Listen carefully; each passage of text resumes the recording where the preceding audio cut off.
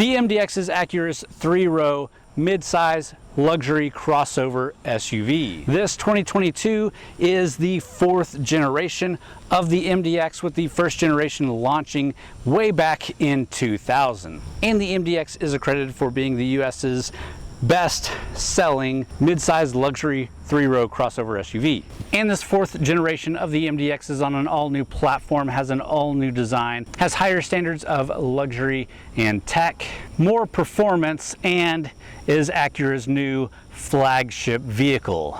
With all of that said, let's start looking at this vehicle here. We'll start with the exterior design, then we'll jump inside, take a look at the interior, some of the tech. We'll take it for a drive, see how it is to drive, and we'll wrap up the video with some pricing, some competition, and my final thoughts. Let's get into it.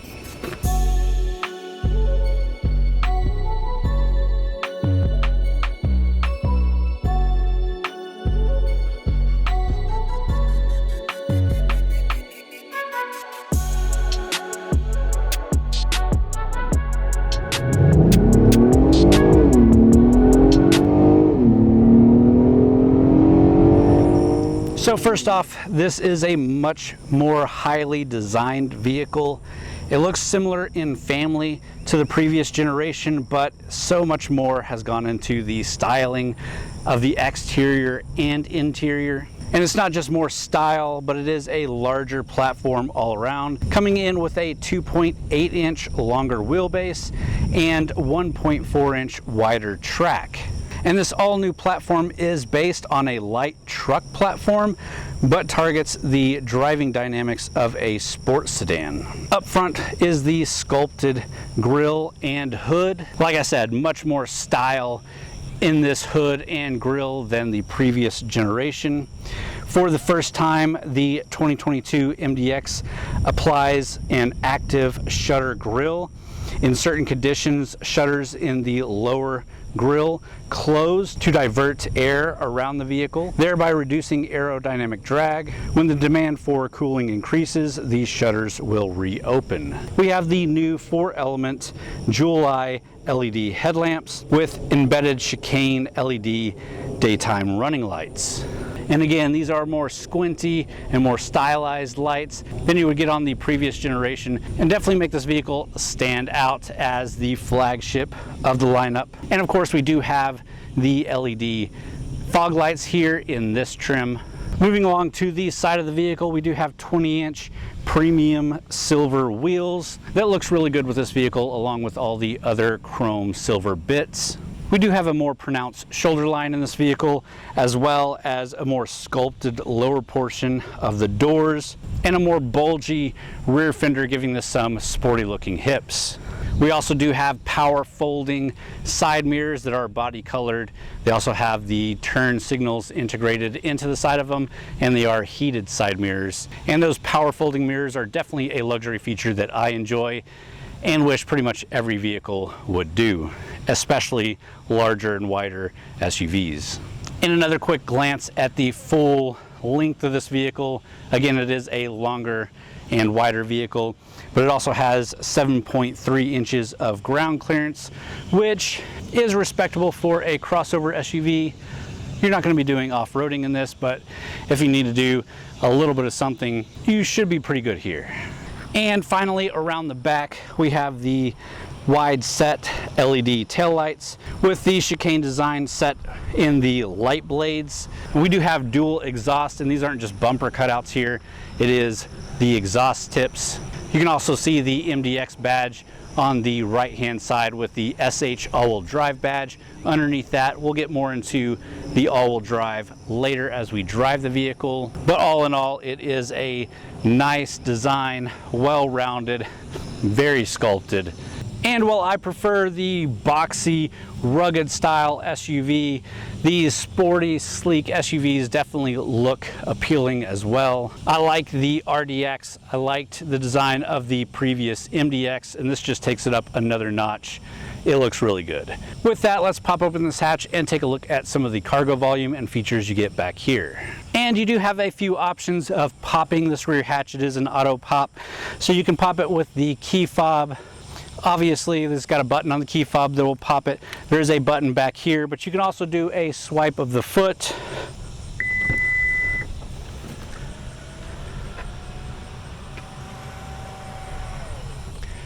And that will pop it for you as well. And the extra length in the wheelbase does give you a little bit bigger of a rear end here. It's pretty respectable for a mid-size crossover. You are looking at 16.3 cubic feet of cargo volume behind the third row. Of course, you can fold that third row down a 50-50 split and get 39.1 cubic feet. Then you can also fold the second row down and get a total of 71.4 cubic feet of cargo volume. So again, if you're using this as a 3-row SUV and you've got kids packed in it or whatever, and you still need to haul stuff back here, it's going to be a limited amount of space, but it's pretty respectable for the segment. If you want any more, you've got to go up to larger vehicles for sure. But if you only occasionally use those third row seats, you can fold those down and get much more cargo volume out of this vehicle. Other options that you get here that's hard to show because of all the crap I got back here, you do have a shelf here with an extra cubby for storing stuff down there, which is great for groceries. Put them down there so they don't shift around too much. We also have a 12-volt, 180-watt power accessory port. You've got a close button here, a little hook, but that's pretty much the extent of the rear cargo volume. So let's close this back up and let's go pop the hood real quick before we move into the interior.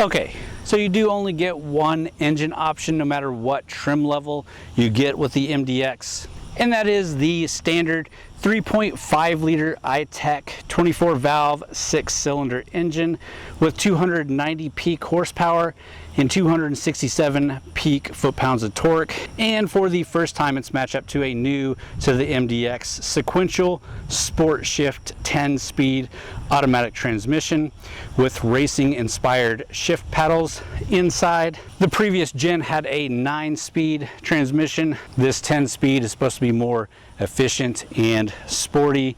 We'll talk more about that when we drive it. But this is a pretty beefy engine, and it's nice to see a good V6 stuffed into a crossover SUV rather than having just a 4-cylinder or turbocharged 4. And the 290 horsepower doesn't sound terribly fast, but we'll get more into that again as we drive it. So let's continue, let's move on. Let's get into the inside, start talking about the interior and tech.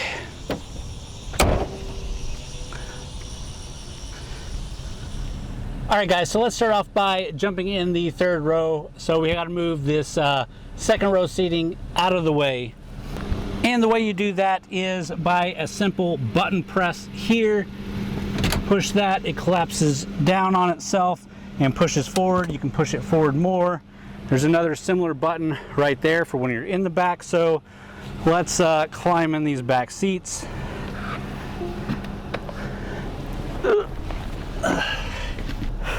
And there you go. That's me, 6'1" adult in the third row seating. It's definitely tight back here, tight on the headroom, tight with the foot and knee room. As a matter of fact, if I pull this seat all the way back, it's actually super tight back here. Definitely wouldn't want to force any of my friends to be back here, but the kids got back here and they did just fine. You can see that we do have USB charging back here, a cup holder back here, and that is on both sides.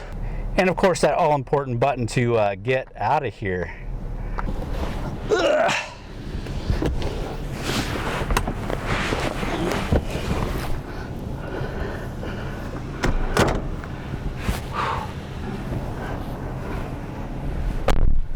Whew. All right, and now we are in the second row seating.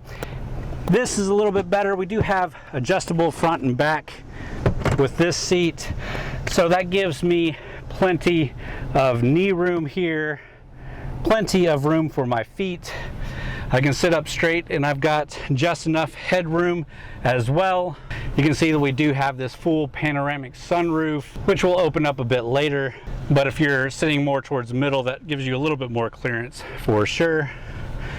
We have sunshades here on the windows. You do have a center console in the back seat with some cup holders and a little bit of a storage thing, but that obviously eliminates a seat for you. And it's a pretty low console, so it's not easy to like lean on, but for the cup holders, it is nice. We also get our own individual AC controls. They are heated seats back here as well.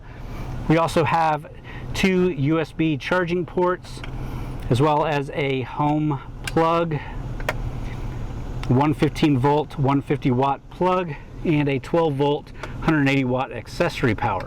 And again, as far as families go, I've had this thing packed up with my family. Kids in the third row didn't really have any complaints. Kids back here in the second row definitely didn't have any complaints. It's a nice place to be. The AC works well back here. Again, they have their own controls so they can control it themselves. We've got USB charging all over the place so they can keep their devices going. And especially the second row has some really comfortable seats. But with that, let's move into the front row. All right, we're here in the front seats. I'm gonna let that AC blare and cool me down a little bit, then we're gonna get into it.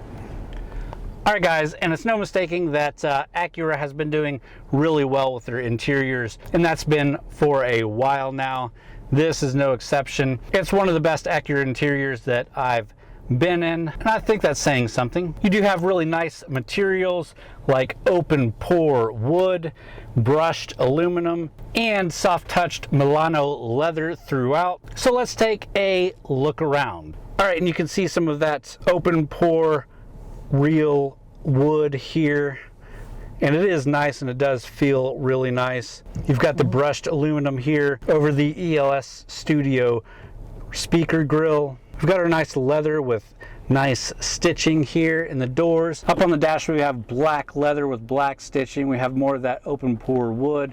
We have like a piano black finish here. I'm not a huge fan of light colored interiors, but this is a pretty nice looking setup. And before we go any further, let's take a look at this new infotainment screen. This is a 12.3 inch full HD center display. It is not a touch screen. It is controlled by Acura's True Touch interface, which is basically a trackpad, and it's decently responsive, but in my opinion, not one of the better implementations. It does take a while to get used to all the controls and figuring everything out. And I much rather prefer a touch screen, but with it being set back as far as it is, that's not practical.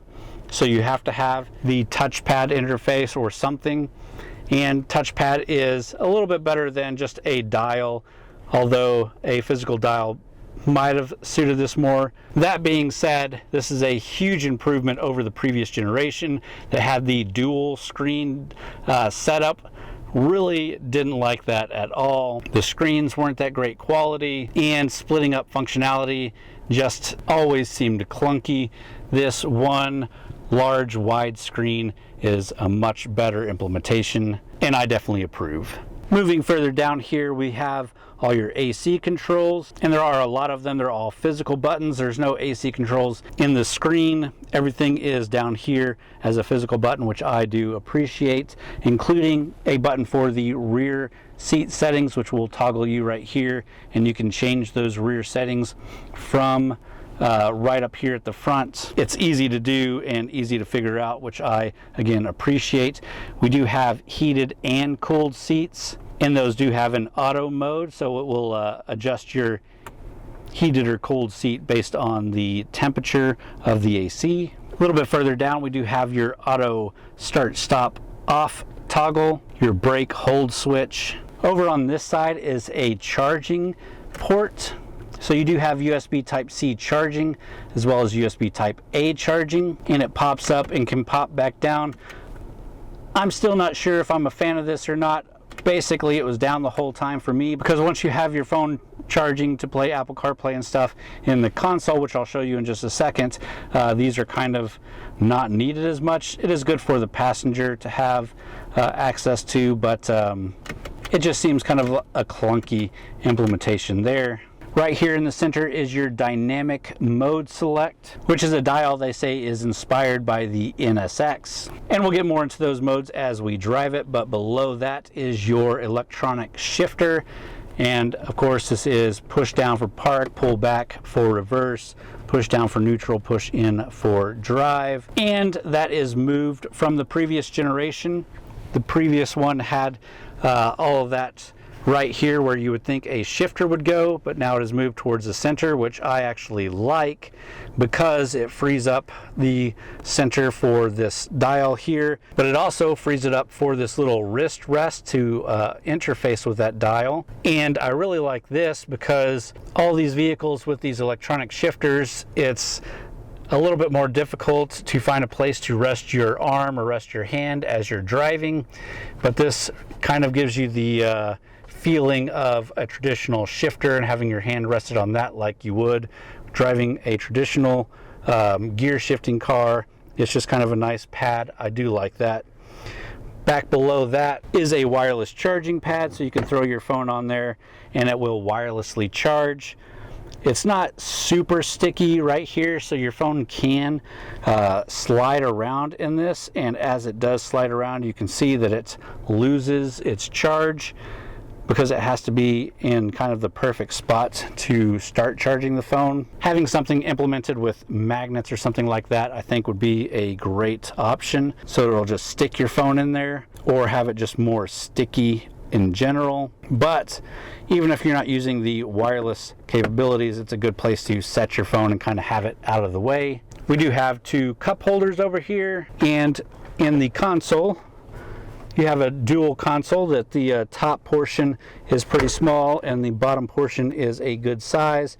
This USB type A port interfaces to the infotainment system, and this is where you get Apple CarPlay, Android Auto integrations, or you can have other media into this USB. It does also have wireless Apple CarPlay, so you don't have to have that hooked up at all. You could have your phone wirelessly charging and wirelessly playing Apple CarPlay. And that's something always nice to see. And while we're looking at the screen, let's really quickly check out the backup camera with 360 camera. It is a nice 360 view around the vehicle, a nice wide backup camera, and you do get guidelines there as you're backing up, which is really nice.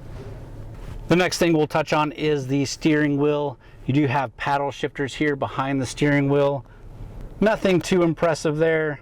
They're just plastic, but they are there. We do have a lot of controls on the steering wheel, from your audio controls, a heated steering wheel button, to all of your radar sensors and cruise control settings. Over on the side of the steering wheel you do have a few buttons that controls your head-up display, which I'll show you in just a sec, your 360 sensor button, traction control, parking sensors, and dimming your lights, as well as a parking brake back down there. And a quick glimpse at that head-up display. It is a decent one, nice screen, big letters, nothing too fancy there, but it's nice that it is an option. Let's go ahead and pull back and take a look at the driver information display. And this again is all new to the MDX. It's the new digital Acura Precision Cockpit, replacing the physical gauges with a customizable HD digital display, measuring 12.3 inches and with a 60 Hz refresh rate for a smooth experience. The large HD screen offers two driver selectable gauge layouts that are linked to the user key fob. And you can see we can scroll through a couple of different things here. All right, and enough with that. Let's get this thing out on the road. All right, and before we drive it, let's first kick it off, and then we'll kick it back on, and I'll let you hear the startup sound.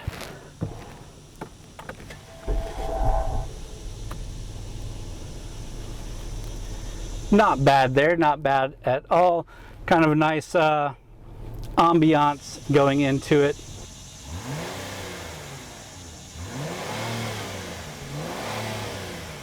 But let's get it into gear and get it out on the road. Again, electronic push button shifter here. We do have those dynamic drive modes. You can switch from comfort, which I've basically kept it in most of the week. You've got normal, you've got sport, and you have an individual setting by pushing the button in. And you also have a snow mode. So there's no eco mode with this, but I assume that's kind of what the comfort setting is going to do for you. And that's what I've kept it in for most of the week. And it is a comfortable drive. It took me a little bit to get used to kind of the ergonomics of the seat. It feels like you're sitting up on the vehicle and not down in the vehicle like you would want out of a sporty vehicle. It definitely does feel like an SUV that you're sitting up on, if that makes sense to you. But it is comfortable. The seats are super comfortable. The driving position is nice. Your hand position on the steering wheel is nice and thick. That's all good. You do get good fuel economy out of this with that V6 under the hood. It's rated at 19 miles per gallon city, 26 highway with a combined of 22 miles per gallon. That's for the front wheel drive. This SH all-wheel drive is still 19 city, 25 on the highway with a combined of 21, so you lose a mile per gallon there. But it's pretty good. Our average right now isn't great because we've been sitting idle, but we'll reset it and get a decent rating as we go. Let's switch it over to dynamic sport mode here. You can feel that engine wakes up. It is a very sporty vehicle. The suspension seems to have stiffened up a bit. We can come through this corner at some good speed. There is a good amount of body roll in this vehicle. It is not a sports car. It is a 3-row luxury SUV. But power out of the corners is pretty nice. And the steering feel is really nice. You do feel pretty in control of the vehicle through those corners.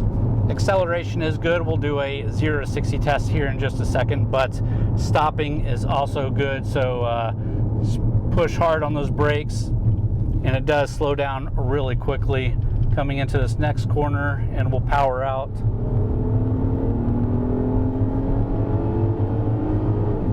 And it accelerates good, and that engine note is decent. Not really super loud, not even in sport mode. That 10-speed automatic transmission is quicker at shifting and smoother at shifting, which is definitely noticeable in sport mode with hard acceleration. The MDX does have a double wishbone front suspension for the first time, delivering a larger tire contact patch through the corners, which increases grip while improving ride quality with greater vertical freedom of movement.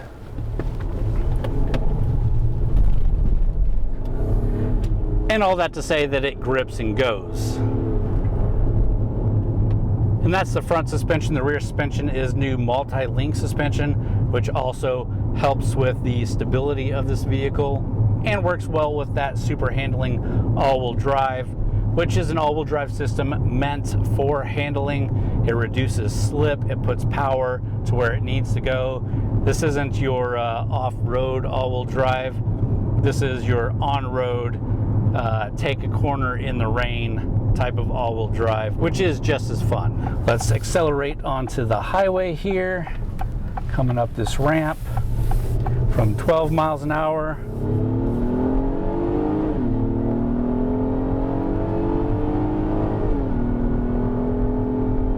To 70 pretty quickly.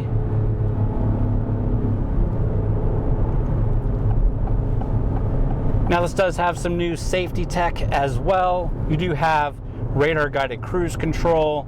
You do have a lane warning system, so it will warn you and kind of shove you over if you're getting out of the lane. It's not a great system, especially compared to a lot that's out there right now. It's definitely not one that you can just take your hands off the wheel and let it cruise for a while. You need to be in control of this thing, but if you do slip up, it will try to correct you and push you back over. But it's better than having nothing. Let's switch it out of sport mode real quick, back into comfort mode. And you can feel that it kind of quietens down. The acceleration response is a lot lower, but getting up on the highway and just cruising, it is a nice vehicle. And again, the driving position is nice, steering feel is nice. Touching all the controls that you need to get to is decent. Again, this touchpad for controlling your infotainment I think is a bit clunky, but once you get to Apple CarPlay and you kind of just get in your groove, it's just fine. Let's find a place to pull over, get some straight road, do a quick acceleration test, then we'll pull back over and talk about the price and competition and wrap the video up there. All right guys, so we got a nice straight stretch of country road. Let's come to a complete stop. Let's put it back into sport mode here and let's go.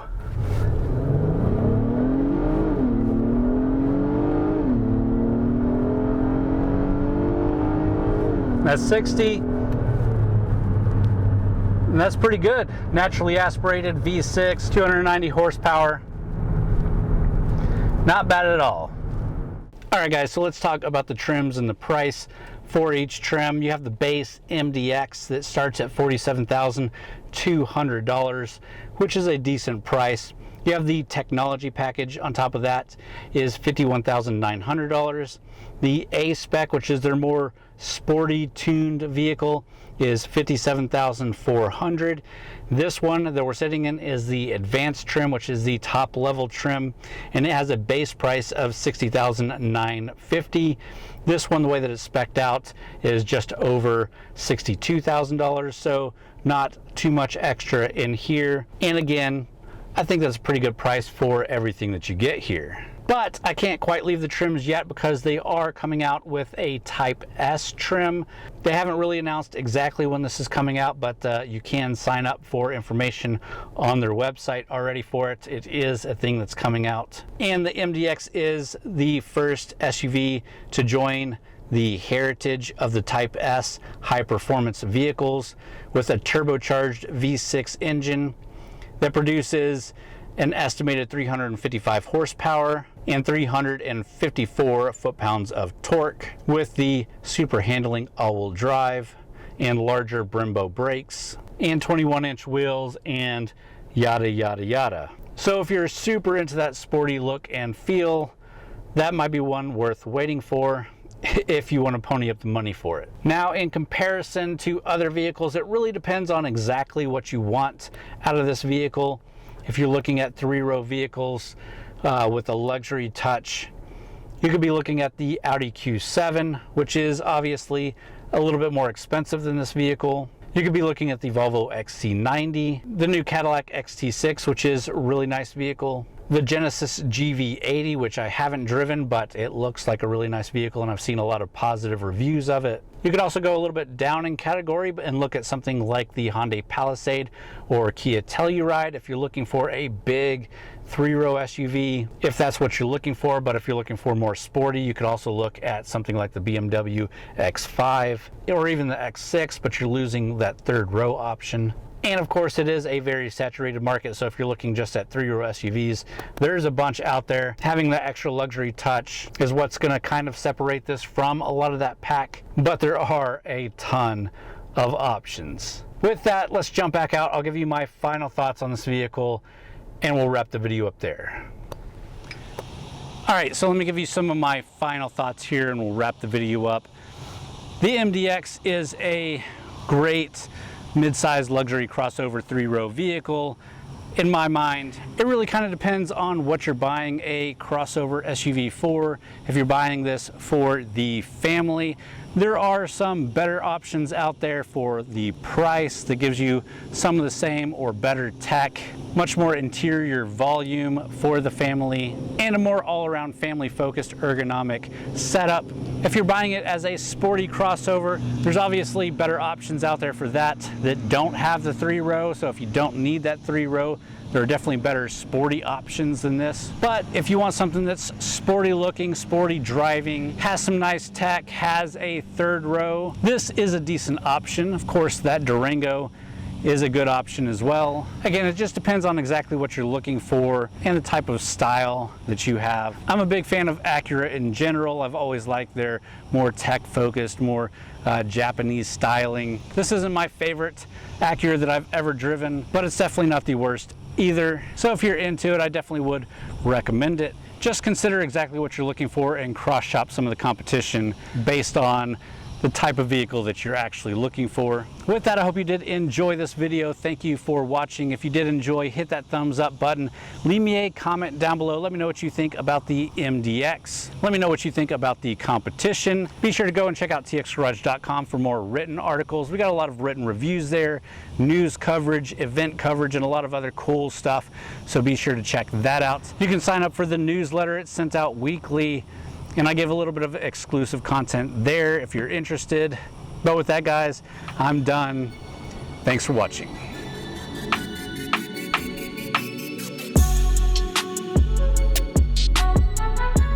Get me out. Uh-oh.